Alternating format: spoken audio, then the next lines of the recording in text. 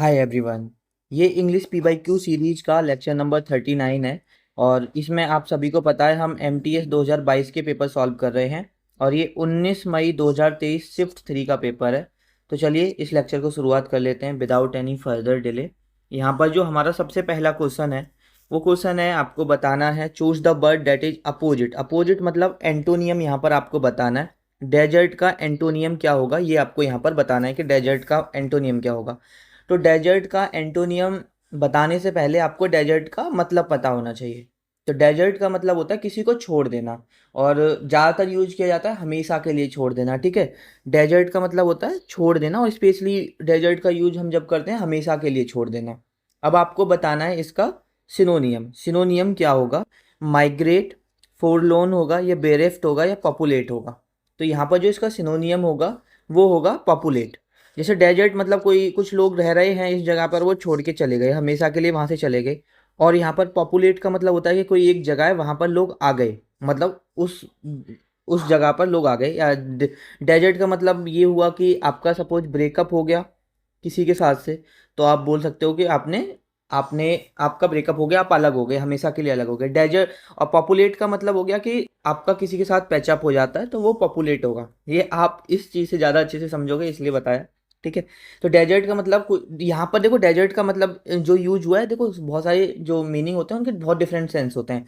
यहाँ पर जो डेजर्ट का मतलब हुआ है कि आबादी कम होना, और पॉपुलेट का मतलब आबादी ज़्यादा होना। डेजर्ट का मतलब छोड़ देना भी होता है, फिर वापस से मतलब डेजर्ट का मतलब छोड़ देना होगा तो डेजर्ट का सिनोनियम एंटोनियम उसका अपोजिट हो जाएगा। और वहाँ पर अगर हम बात करते हैं बेरेफ्ट की, कि बेरिफ्ट का मतलब क्या होता है। बेरिफ्ट का मतलब बेसिकली होता है किसी चीज़ का अभाव होना, किसी चीज़ की कमी होना। जैसे लेकिंग ऑफ मनी, है ना। बेटा second, lacking lacking of money, ठीक है, पैसा का अभाव होना, ठीक है, किसी और चीज़ का, नेसेसरी चीज़ों का जो कमी होती है उसको बेरिफ्ट बोला जाता है। और यहाँ पर फोरलॉन का मतलब होता है कोई इंसान अकेला है, सैड है, ठीक है, अकेला है, लॉनली है, फोरलॉन बोला जाता है, ठीक है, अनहैप्पी है। उसके लिए हम क्या यूज करते हैं? उसके लिए हम फोरलॉन का यूज करते हैं, ये बात आपको पता होना चाहिए। और माइग्रेट का मतलब होता है एक जगह से दूसरी जगह जाना, ठीक है, तो ये आपको पता होगा माइग्रेशन, ठीक है। माइग्रेट का मतलब एक जगह से दूसरी जगह अपना स्थान चेंज करना, ठीक है। तो ये समझ में आ गया। दूसरा क्वेश्चन देख लेते हैं। दूसरा क्वेश्चन है यहाँ पर, डायरेक्शन दी हुई है आपको। In in the following question out of the given four alternative select the one that best express the meaning of idioms. Basically ये ईडियम दिया है, इसका मतलब बताना है। आप ब्लेसिंग इन डिस्गाइज। अब ब्लेसिंग और इन डिस्गाइज का मतलब आप सिंपली समझो। आप ब्लेसिंग इन डिस्गाइज का मतलब होता है कि कोई चीज़ तुम्हारे साथ गलत हो रही है, और सपोज उसमें से ही कुछ अच्छा निकल आए, ठीक है। पहले तो आपको लग रहा है हाँ यार ये गलत है, गलत है, गलत है, और कुछ में से उसमें से कुछ ऐसा अच्छा हो जाए जो आपने कभी सोचा ही ना हो, ठीक है, वो होता है blessing in disguise. To have a dispute with someone, किसी के साथ झगड़ा होना, तो ये तो नहीं होगा। Here a good news after a long time, बहुत समय बाद बहुत अच्छी खबर सुनना, तो ये भी नहीं होगा। A misfortune that unexpectedly turn into good fortune, कि मतलब कुछ ऐसा जो गलत चल रहा है, मिस फॉर्च्यून हो रहा है, वो अचानक से किस में बदल जाए? अच्छी चीज में बदल जाए, फॉर्च्यून में, गुड फॉर्च्यून में बदल जाए, वो होता है अ ब्लेसिंग इन डिस्गाइज। तो ये बात आपको पता होनी चाहिए। तो हमारा जो राइट आंसर यहाँ पर हो जाएगा वो क्वेश्चन नंबर ऑप्शन नंबर 3 यहाँ पर सही हो जाएगा। नेक्स्ट क्वेश्चन देखते हैं। नेक्स्ट क्वेश्चन है यहाँ पर आपका, It broke Eleonora heart to see her daughter become that breath of her former self। अब आपको सिनोनियम बताना है ब्रेथ का, ब्रेथ का जो सिनोनियम होता है वो क्या होता है। तो देखो, ब्रेथ का जो सिनोनियम होता है वो एक तरह से आत्मा, मतलब पहले ब्रेथ का मतलब समझो। जो ब्रेथ का मतलब होता है एक तरह से जो आत्मा होती है ना, स्पिरिट होती है, उसको बोला जाता है। ब्रेथ का मतलब लिख लो, spirit of dead person. Spirit of dead person को क्या बोला जाता है? आपका ब्रेथ बोला जाता है। अब इसका सिनोनियम देख लेते हैं, वेल। अब WAIL, वेल का मतलब होता है बहुत समय तक रोना, दुख पीड़ा में बिलाप करना, बिलाप करने को बेल बोला जाता है, तो ये तो नहीं होगा। इसका इसका लिख लो मतलब, बेल का मतलब लिख लो, बेल का मतलब होता है लॉन्ग, लिख लो लॉन्ग क्राई ऑफ पेन, लिख लो लॉन्ग क्राई ऑफ पेन। और हिंदी में इसे लिखना चाहो तो लिख लो बिलाप बोला जाता है, बिलाप, ठीक है, बिलाप बोला जाता है। और वीइंग, ठीक है, तो वीइंग तो मतलब एज अ बीइंग होना, मतलब बीइंग तो यहाँ पर नहीं पूछा जाएगा आपसे। स्पिरिट, स्पिरिट अभी हमने बताया जो आत्मा होती है उसको बोला जाता है, तो यही सिनोनियम पूछा था यहाँ पर इसका। तो हमारा सिनोनियम ऑप्शन नंबर यहाँ पर 3 सही हो जाएगा, ये सही हो जाएगा। और योर का मतलब होता है बहुत समय पहले की, जब हम कोई बात कर रहे होते हैं अ लॉन्ग टाइम एगो, उसके लिए कभी कभी योर यूज करते हैं। और तो लिख लो एक बार, योर का मतलब होता है अ लॉन्ग, योर का मतलब होता है लॉन्ग टाइम एगो, लिख लो चलो, लॉन्ग टाइम एगो को अगर मुझे एक वर्ड में लिखना चाहूँ तो उसके लिए मैं क्या लिख सकता हूँ, उसके लिए मैं योर लिख सकता हूँ। तो ये बात आपको पता होनी चाहिए। नेक्स्ट देख लेते हैं। नेक्स्ट है हमारा, select the most appropriate meaning of the bracketed idiom in the given sentence. हमें इस ईडियम्स का मतलब बताना है। इन the heat of the moment, in the heat of the moment का मतलब क्या होता है? देखो बहुत जगह बोलते हैं कि यार हीट ऑफ द मोमेंट में हो गया, ठीक है। मतलब इन the heat of the moment का मतलब होता है कि आप किसी को, गुस्सा आ रही है और आपने किसी को गलत बोल दिया, ठीक है, जो नहीं बोलना चाह रहे हो, but heat of the moment में वो बातें निकल गई। तो at the time when you can't think carefully, ऐसा समय जहां पर आप नहीं सोच सकते हो दिमाग से कि क्या सही है क्या गलत है, केयरफुली नहीं सोच सकते हो, उसे बोलते हैं इन the heat of the moment. तो हाँ, ये बिल्कुल सही हो जाएगा इसका। और ऑप्शन देख लेते हैं, to be dismissed from your job, job से हटा देना, ये तो नहीं होगा। टू एक्सर्ट ऑल एफर्ट, अपने सारे प्रयास लगा देना, नहीं होगा। To to present a counter argument, तो ये भी नहीं होगा। तो in the heat of the moment में मतलब जब आप केयरफुली नहीं सोच पाते हो, एक गुस्से में होते हो, एंगर में होते हो, इन the heat of the moment उस चीज को बोला जाता है। नेक्स्ट क्वेश्चन है क्वाइट एंड पीसफुल। आपको क्या बताना है? मोस्ट अप्रोप्रिएट वर्ड बताना है क्वाइट एंड पीसफुल का। तो ये तो क्वाइट एंड पीसफुल, देखो इंट्रोवर्ट की बात करते हैं हम।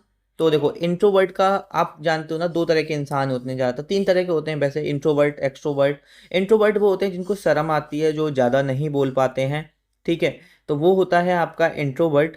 और यहाँ पर अगर इन्यूंडेट का मतलब होता है ओवरफ्लो विद वाटर, इंसेसेंट का मतलब होता है लगातार, कॉन्टिन्यूस। और ट्रैंक्विल, ट्रैंक्विल का मतलब होता है शांत, पीसफुल, क्वाइट, एकदम।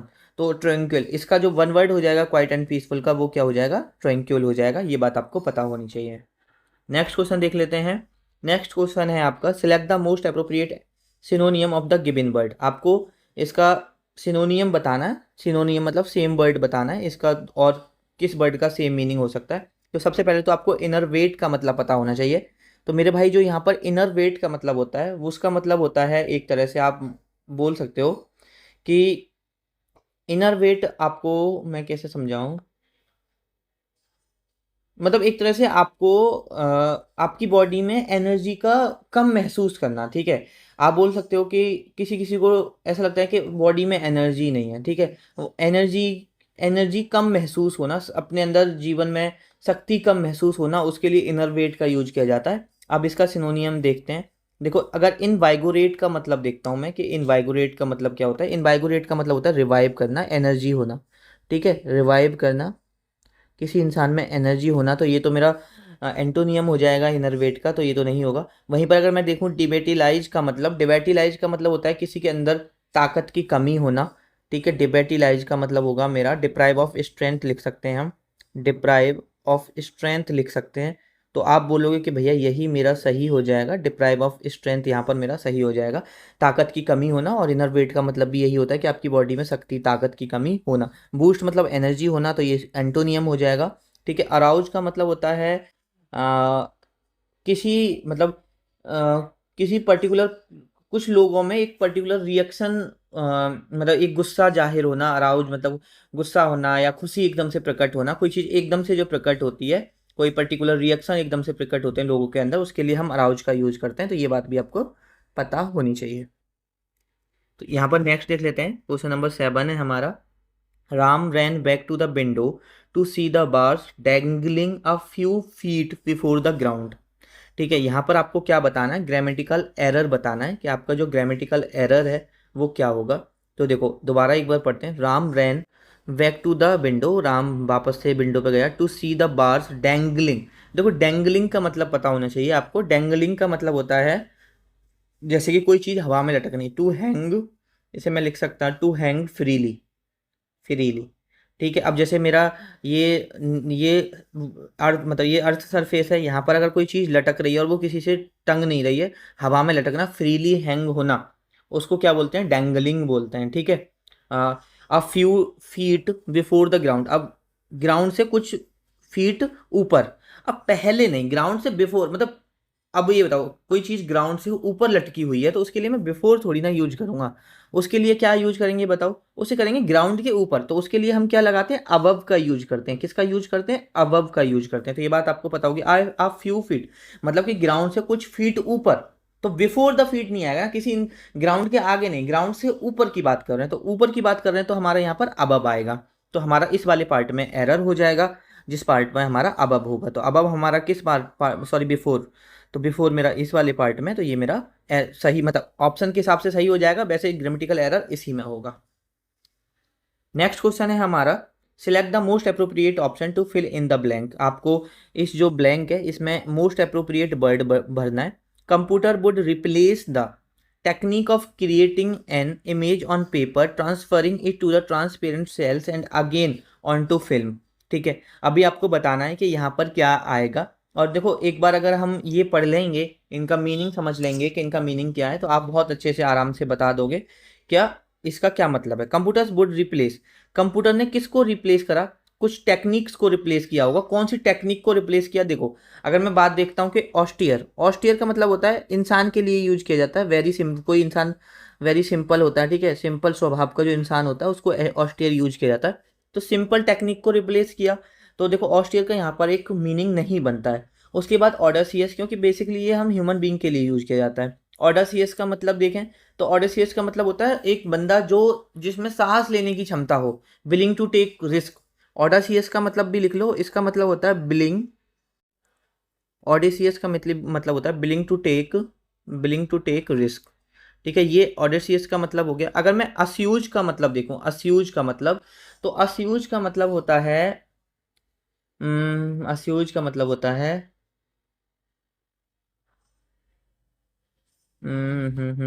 अस्यूज का मतलब एक बार देख लेना यार, मुझे अभी याद नहीं आ रहा। अगर मैं आर्कियक का मतलब देखता हूँ तो आर्कियक का मतलब बेसिकली होता है एक ऐसी टेक्निक, आर्कियक का मतलब होता है एक ऐसी टेक्निक जो कि ओल्ड हो चुकी है, जो कि ओल्ड हो चुकी है और जो आउटडेटेड है, आउटडेटेड है जो कि मतलब अभी यूज नहीं की जा रही है, ओल्ड हो चुकी है। तो बेसिकली जो कंप्यूटर्स हैं उन्होंने किस चीज़ को रिप्लेस किया, आर्कियक टेक्निक को रिप्लेस किया, जो कि ओल्ड है, आउटडेटेड है। और ठीक है, जो इमेजेस वगैरह बनाने के लिए हम जो यूज़ कर रहे हैं उसको कंप्यूटर्स ने क्या कर दिया, रिप्लेस कर दिया। ठीक है, तो आर्कियक का मतलब हो गया ओल्ड टेक्नोलॉजी, या बोल सकते हो आउटडेटेड टेक्नोलॉजी। ठीक है, तो इसमें आपको समझ में आ जाएगा आर्कियक का मतलब क्या होता है, आर्कियक क्यों आया, ये भी आपको समझ में आना चाहिए। उसके बाद नेक्स्ट है हमारा, यहाँ पर हमें डायरेक्शन दे रखी है। उन्होंने बोला select the most appropriate, basically option बताना है जो फिल इन द ब्लैंक्स को भर सकता है। Her notoriety increase after she single shot down a Rhodesian army helicopter. ठीक है, तो यहाँ पर आपको ये बताना है कि जो फिल इन द ब्लैंक्स है उसमें क्या आएगा। तो सबसे पहले तो मुझे ये बताओ नोटेरियटी का मतलब क्या होता है। नोटेरियटी का मतलब होता है कि किसी इंसान को, मतलब किसी की बुरी कामों के लिए उसे किसी को जाना जाता है, उसके लिए नोटोरिटी वर्ड यूज होता है। हर नोटोरिटी इंक्रीज्ड, उसकी नोटोरिटी और ज़्यादा बढ़ गई। सी सिंगल, जब उसने सिंगल, हम बोलते हैं ना मैंने मैंने ये काम सिंगल हैंडेडली किया, तो उसने सिंगल हैंडेडली किसको शॉट डाउन कर दिया, रोडेशियन आर्मी हेलीकॉप्टर को उसने शॉट डाउन किया। तो कैसे किया, सिंगल, प्लेनली नहीं, डोज नहीं, देखो बहुत सिंपल सा, हैंडेडली, सिंगल हैंडेडली उसने जो आपका प्लेन था, हेलीकॉप्टर था, रोडेशियन आर्मी का हेलीकॉप्टर, उसको शॉट डाउन किया। उससे उसके क्या हो गया, नोटेरिटी और ज़्यादा बढ़ गई। तो यहाँ पर हमारा सिंगल हैंडेडली सही हो जाएगा। और ये तो बहुत कॉमनली बात है, हम बोलते भी हैं मैंने ये सिंगल हैंडेडली किया, मतलब अकेले ये काम किया, सिंगल हैंडेडली मतलब अकेले ये काम किया है। नेक्स्ट क्वेश्चन देखते हैं। नेक्स्ट क्वेश्चन है हमारा, because he has been in custody from last July, Pickard will now be released in 4 months। अब आपको बताना है बेसिकली जो most appropriate option to substitute the bracketed segment in the given sentence. ठीक है, इसमें मैं क्या सब्सटीट्यूट कर सकता हूँ वो बताना है। अगर ये सही है तो मुझे नो करेक्शन पे मार्क करना है। ठीक है, अभी देख लेते हैं कि इसमें क्या गलती है, और गलती नहीं है तो देखते हैं। ठीक है, सारी चीज़ें देखते हैं एक बार। अब देखो, because she has been in a custody from last जुलाई।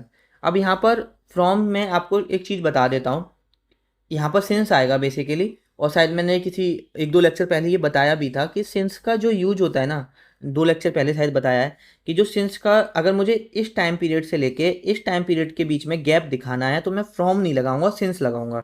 ठीक है, because he has been in custody since last July, वो लास्ट जुलाई से क्या है, कस्टडी में। तो यहाँ पर फ्रॉम नहीं आएगा। जब मुझे दो टाइम पीरियड के मतलब दो टाइम्स के बीच में उसका टाइम पीरियड नोट करना है तो मैं सिंस लगा के यूज करूंगा। तो यहाँ पर आएगा since last July Pickard will be released in 4 months. तो यहाँ पर मेरा फ्रॉम की जगह सिंस आएगा। अब देखते हैं किसमें सिंस दिया हुआ है, तो मेरा सिंस एक ही में दिया हुआ है, तो इसलिए मेरा ऑप्शन नंबर 4 सही हो जाएगा। इसमें फ्रॉम है तो ये गलत हो जाएगा, इसमें फ्रॉम है तो ये गलत हो जाएगा, करेक्शन हमें करना पड़ेगा, तो इसलिए हमें ये भी गलत हो जाएगा। तो हमारा चौथा एकदम सही हो जाएगा। Drive two blocks and turn right at the traffic light. अब वो कह रहा है कि ड्राइव टू ब्लॉक्स, अब 2 ब्लॉक्स तक ड्राइव करो, फिर आपको टर्न करना है red light. At the red light आएगा। एक बात बताओ, आपको रेड लाइट की तरफ टर्न करना है। अब आपको बताना है कि इसमें क्या ये जो प्रपोजिशन लगा है ये एट, ये सही है या एट की जगह कुछ आएगा, या ये टर्न राइट की जगह राइटली आएगा। ये बेसिकली दिया हुआ है, आपको बताना है कि क्या सही है क्या नहीं है। तो ये बताओ, drive two blocks and turn right at the traffic light. अब यहाँ पर है टर्न्स राइट। ठीक है, टर्न्स हमारा नहीं आएगा। ठीक है, ड्राइव टू ब्लॉक्स हैं, हम प्लूरल की बात कर रहे हैं तो प्लूरल में वर्ब में एस नहीं आता है। ठीक है, तो टर्न्स नहीं आएगा, तो पहली बात तो हमारा ये गलत हो गया। उसके बाद देखते हैं टर्न राइटली, राइटली नहीं आएगा, टर्न राइट। जैसे हम बोलते हैं टर्न लाइट टर्न लेफ्ट, तो राइटली तो वैसे भी नहीं आएगा, हमारा कॉमन सेंस भी जानता है। और टर्न राइट इन द मतलब ट्रैफिक लाइट में राइट करेंगे, मतलब जो ट्रैफिक लाइट है उसमें मैं का सेंस बनना है, या ट्रैफिक लाइट की तरफ करेंगे ना, एट द ट्रैफिक लाइट। तो हमारा एट द ट्रैफिक लाइट यहाँ पर सही हो जाएगा। तो इसमें आएगा हमारा नो करेक्शन रिक्वायर्ड। इसमें क्या आएगा हमारा, इसमें आएगा हमारा नो इम्प्रूवमेंट आएगा यहाँ पर। नेक्स्ट देख लेते हैं। ये basically fill in the blanks है और ऑप्शन बताना क्या भरना है। There are plenty here to trap the unwary and waffle even the gambler. इसमें बताना है क्या आएगा। तो सबसे पहले तो ये बताओ अनवेरी का मतलब क्या होता है। ठीक है, तो अनवेरी का मतलब एक तरह से होता है लापरवाह।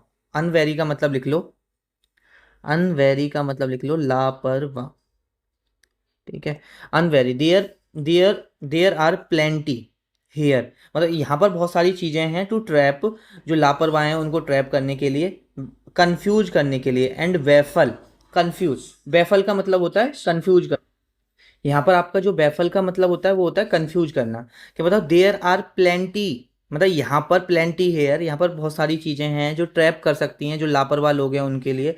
और सिर्फ लापरवाह को नहीं, मैं वो कह रहा है ई वेफर मतलब उनको भी कंफ्यूज कर सकती हैं। अब किसको कंफ्यूज कर सकती हैं, गैम्बलर को। और कैसे गैम्बलर को, यहाँ तो कह रहा है लापरवाह गैम्बलर को, और वो कह रहा है इवन द गैम्बलर, मतलब जो अच्छा गैम्बलर होगा उसे भी कंफ्यूज कर सकती हैं। तो इनमें बताना कि कौन सा वर्ड सही होगा। तो देखो, जो आपका एक वर्ड है ना इनवेटेरेट, इनवेटेरेट का मतलब होता है जो निडर होता है, या जो अपनी चीज में अपनी चीज़ों में बहुत ज़्यादा माहिर होता है। जैसे अगर वो गैम्बलिंग कर रहा है तो गैम्बलिंग में बहुत माहिर है। तो वो कह रहा है कि सेंटेंस कह रहा है कि यहाँ पर इतनी सारी चीज़ें हैं जो ट्रैप कर सकती हैं, फंसा सकती हैं लापरवाहों को, और इवन उनको भी कंफ्यूज कर सकती हैं जो कैसे हैं, बहुत अपने क्षेत्र में जो गैम्बलर, मतलब एक माने हुए जुआरी हैं, ये मानो है ना। तो इन वेटरेट यहाँ पर सही हो जाएगा। अगर मैं यहाँ पर और वर्ड देखता हूँ जैसे कि रिट्रेट का मतलब देखता हूँ, तो रिट्रेट का मतलब बेसिकली आपका होता है कि री रिट्रेट का मतलब होता है जैसे कि कोई ओपिनियन दिया आपने, कोई स्टेटमेंट दिया और बार बार उसे रिपीट करो, रिट्रेट का मतलब वो हो गया। ठीक है, लिख लो, रिट्रेट का मतलब लिख लो यहाँ पर to repeat an opinion, to repeat an opinion, sorry opinion की स्पेलिंग गलत हो गई, to repeat an opinion, opinion. और बोल सकते हो ओपिनियन स्टेटमेंट को ही बोल सकते हो, स्टेटमेंट को रिपीट करना वो रिटरेट होता है। ठीक है, और हमारा एलिट्रेट, एलिट्रेट का मतलब होता है कि सेम वर्ड्स को जो हम बार बार बोलना वो एलिट्रेट होता है। ठीक है, एलिटेरेट होता है। और अगर बात करें हम एक्सटेंटेरेट की, एक्सटेंटेरेट का मतलब होता है एक तरह से, एक्सटेंटेरेट का मतलब होता है मतलब किसी चीज़ को, मतलब किसी से मैं बताता हूँ। मतलब जैसे आपको, आपके पास कोई चीज़ है, आपकी प्रॉपर्टी से आपको अलग निकाल दिया, उसके लिए बेदखल।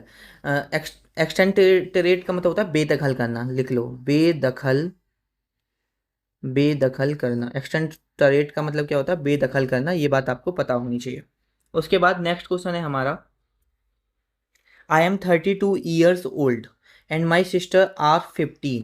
अब यहाँ पर बताना है क्या सही है क्या गलत है। अब मेरी एक बहन है और मैं उसकी एज की बात कर रहा हूँ, तो मैं आर क्यों लगा रहा हूँ, बहुत इजी है, तो इसमें ज़्यादा टाइम नहीं लेंगे, तो ये मेरा आर गलत हो जाएगा। तो मेरा इसी वाले में ऑप्शन मतलब क्वेश्चन के हिसाब से मेरा ये सही हो जाएगा, इसी में एरर है, और जिस पार्ट में एरर है वही मुझे फाइंड आउट करना था। नेक्स्ट है मेरा यहाँ पर, a person holding conversational belief specially in matter of religion. ठीक है, जो बेसिकली कन्वर्जेशनल बिलीफ रखता है और खासकर धर्म वगैरह की बात होती है जब, तो उसको क्या बोला जाता है, ये आपको बताना है। ठीक है, यहाँ पर आपके ऑप्शन दे रखे हैं, arsonist, Orthodox, compare, prudent.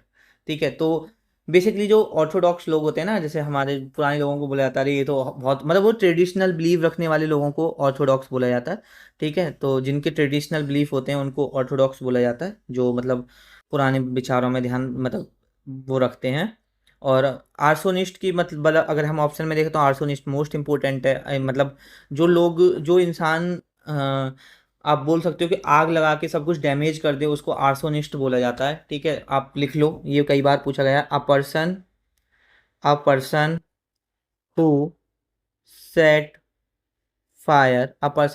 Fire to damage, ऐसे लिख लो, a person to set fire who damage.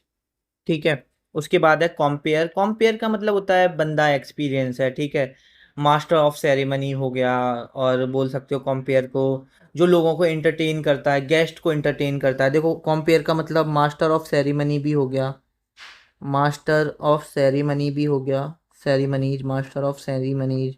और आप बोल सकते हो a person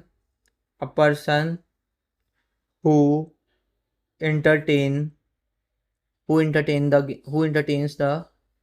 entertains the guest.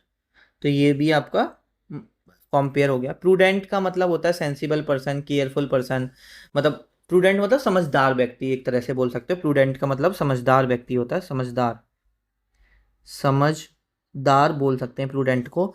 और बेसिकली सेंसिबल होना, केयरफुल होना, जब कोई भी जजमेंट लिया जा रहा है, कोई भी डिसीजन लिया जा रहा है, तो लिख लो, ये भी मैं लिखवा देता हूँ एक तरह से, ये इसका मतलब होता है sensible and careful, sensible and careful while making the decision, when, when लगा लो, जब वैन मेकिंग, कोई भी अगर डिसीजन लिया जा रहा है तब, या कोई जजमेंट दिया जा रहा है, वैन मेकिंग द डिसीजन और मेकिंग अ जजमेंट।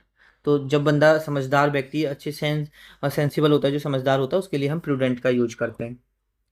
उसके बाद है next question number 15, an appeasement policies was all what a same to misdirect the local groups. आपको बताना है किस पार्ट में यहाँ पर एरर है। ठीक है, तो देखो एन अपीजमेंट पॉलिसी वाज, अब देखो हमें बताना है किस पार्ट में एरर है। तो अगर यहाँ पर पॉलिसीज होगा तो यहाँ पर वाज होना चाहिए, वो सॉरी वर होना चाहिए। ठीक है, अब ये बताओ मैं यहाँ पर वर करूँ, देखो सवाल बनता है यहाँ पर कि यहाँ पर मैं वर कर देता हूँ तो सही हो जाता है। ठीक है, पॉलिसीज रहने देता हूँ, लेकिन जब मैं पॉलिसीज की बात कर रहा हूँ तो फिर मैं यहाँ एन क्यों लगा रहा हूँ? तो मैं दो पार्ट में यहाँ भी वर और यहाँ भी एन नहीं कर सकता, दो पार्ट में मैं एरर करेक्ट नहीं कर सकता। तो यहाँ पर इसलिए मैं इस वॉज को बेटा सेकंड, इस वॉज को ऐसे ही रहने देता हूँ, इस वॉज को मैं ऐसे ही रहने देता हूँ, बस मैं यहाँ चेंज कर देता हूँ, इस वाले पार्ट में यहाँ पर मैं पॉलिसी कर देता हूँ। तो पॉलिसी से पहले तो एक पॉलिसी की बात कर रहे हैं, तो हम एन लगा सकते हैं, an appeasement policy was all what a same to misdirect the local groups. तो जिसमें पॉलिसीज है वो मेरा यहाँ पर ऑप्शन के हिसाब से सही हो जाएगा। नेक्स्ट है हमारा, select the most appropriate option to fill in the blanks. Most appropriate word बताना है जो आपको इस ब्लैंक में आ सकता है। Since these people used tobacco to their deities, the herb itself was one of the instrument of a goddess false religion. तो आपको बताना है यहाँ पर क्या आएगा, क्वेश्चन नंबर 16 में क्या आएगा। तो देखो, since these people use tobacco to their deities, deities मतलब कुछ लोग जो अपने भगवान के लिए टोबैको का यूज करते हैं, ठीक है, उनके ऊपर चढ़ाते हैं। तो यहाँ पर क्या आएगा, तो देखो एक वर्ड होता है प्रोपिशिएट। प्रोपिशिएट का मतलब बेसिकली क्या होता है, अपने भगवान के लिए कुछ करना, डू फॉर गॉड, और किस लिए करना वो भी बता देता हूँ, डू फॉर गॉड, अपने कुछ सेल्फिश रीजन्स के लिए, अपने मतलब बेसिकली पूजा भी करते हैं तो हम सेल्फिश रीजन के लिए करते हैं, चाहे हम नमाज पढ़ रहे हैं चाहे भगवान की पूजा कर रहे हैं, बेसिकली हम इसीलिए कर रहे हैं कि हम हेल्थ वाइज सही रहे, हमारे घर में सब सही रहे, हमको ये मिल जाए हमको वो मिल जाए। बहुत 0.0001% हर धर्म में ऐसे लोग होते होंगे जो भगवान से कुछ नहीं मांगते और बस उनका है, एक्चुअल में है। नहीं तो लोग अपने बेनिफिट के लिए ही करते हैं, और इंक्लूड एवरीथिंग हम लोग भी उसी में आते हैं कि हाँ भाई अब हमें पेपर आ रहा है तो अब थोड़ा सा पूजा करना शुरू कर देते हैं। अच्छा, उससे एक चीज़ याद आई, आप देखो किसी भी धर्म से बिलोंग करते हो, मैं बस 1 मिनट लेके एक एक्स्ट्रा बात बताता हूँ। आप किसी भी धर्म से बिलोंग करते हो, आप दिन का 5 या 10 मिनट अगर हिंदू धर्म से हो तो पूजा कर ली, मुस्लिम धर्म से हो तो एक बार नमाज पढ़ ली, ज़्यादा नहीं पढ़ सकते हो तो सप्ते में एक बार कर लो, अगर आप हर दिन पूजा नहीं कर सकते, लेकिन क्या करो, थैंकफुल रहा करो। आज तुम हेल्दी लाइफ जी रहे हो, आज बहुत सारे लोगों को इतनी घातक बीमारी हैं आपकी उम्र में, आप सोच नहीं सकते हो, आप घबरा जाओगे अगर आपने उनके बारे में सुना, और आप देखते भी होंगे, आपको भी लगता भी होगा। तो आपको आज जो भी है, आप जहाँ भी बैठे हो, अभी जॉब है नहीं है, कोसा मत करो, भगवान को मिलेगी एक दिन ज़रूर, जब पढ़ोगे तो वो तो मिलना है, पक्का है, आज नहीं कल मिलेगी ज़रूर। लेकिन उसके लिए भी एकदम थैंकफुल होना चाहिए अपनी भगवान का, जो आज आपके हाथ पैर आँख जिस वजह से आप सब लिख पा रहे हो, कर पा रहे हो अपनी लाइफ में। ठीक है, ये सारी चीज़ें आप जानते हो, ठीक है, बस मेरा बता दिया मैं, ऐसा मतलब कोई प्रवचन नहीं दे रहा हूँ। तो प्रोपिशिएट का मतलब हो गया भगवान के लिए कुछ करना, अपने उन बदले में कुछ मांगने के लिए, तो प्रोपिशिएट यहाँ पर सही आ जाएगा, टोबैको टू प्रोपिशिएट देयर डाइटीज, मतलब भगवान के लिए कर रहे हैं और उनसे कुछ मांगने के लिए। ठीक है, अगर हम ट्रेस का मतलब करें तो ट्रेस का मतलब कहते हैं ना, ट्रेस करो भाई, कॉल ट्रेस करो, तो बेसिकली पता करना, पता करना, ट्रेस करना, पता करना। ठीक है, उसके बाद है मिलीगेट। मिलीगेट का मतलब होता है, एक तरह से बोल सकते हो, मिलीगेट का मतलब होता है किसी चीज़ को प्रिवेंट करना, वो मिलीगेट होता है। और एक्सपेसिएट, एक्सपेसिएट का मतलब हो गया स्पीक, कुछ कहना या कुछ लिखना, ये लिख लो, ये पेपर में पूछा गया है। टू स्पीक, टू स्पीक और राइट अबाउट समथिंग। ठीक है, तो ये बात आपको पता होनी चाहिए। उसके बाद नेक्स्ट है हमारा select the, sorry, select the correctly spelt word, आपको करेक्टली स्पेल्ट वर्ड बताना है, अपोजायर, अपोजिट, अपोजिट, अपोजिट। ठीक है, एक ही वर्ड है और आपको बताना है क्या होता है इसका मतलब। तो ये अपोजिट में डबल पी आता है, ये ध्यान रखना, अपोजिट बोलते हैं इसको, अपोजिट, और इसका मतलब होता है कोई चीज़ उपयुक्त होना, उपयुक्त होना, या बोल सकते हो आप अप्रोप्रिएट होना, अप्रोप्रिएट होना, अप्रोप्रिएट होना, उसको अपोजिट बोला जाता है, ये चीज़ याद रखना। नेक्स्ट क्वेश्चन देखते हैं, question number 18। The dessert was not just extremely hot but also too sweet as well. ठीक है, कि जो डेजर्ट है वो ना सिर्फ गर्म है बल्कि स्वीट भी है। ठीक है, also too sweet as well. तो देखो, यहाँ पर मैंने आपको एक रूल बहुत अच्छे से कराया था।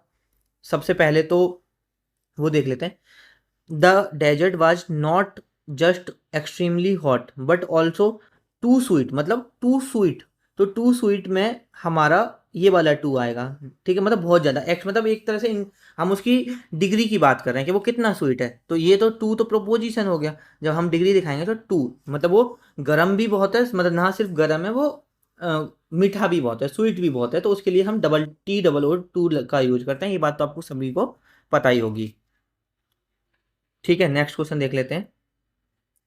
नेक्स्ट क्वेश्चन है हमारा यहाँ पर, रॉन्गली स्पेल्ट वर्ड बताना है। अनशील्डेड सही है, एक्टिविटी सही है, इनएक्टिविटी सही है, प्रोटेक्शन, प्रोटेक्शन नहीं होता, प्रोटेक्शन होता है मेरे भाई, और प्रोटेक्शन की स्पेलिंग होती है ये।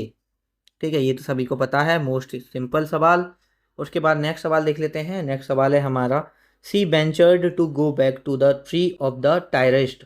टायरिस्ट का मतलब बताना है, एंटोनियम बताना है टायरिस्ट का। सबसे पहले तो टायरिस्ट का मतलब मैं जब बता पाऊंगा जब मुझे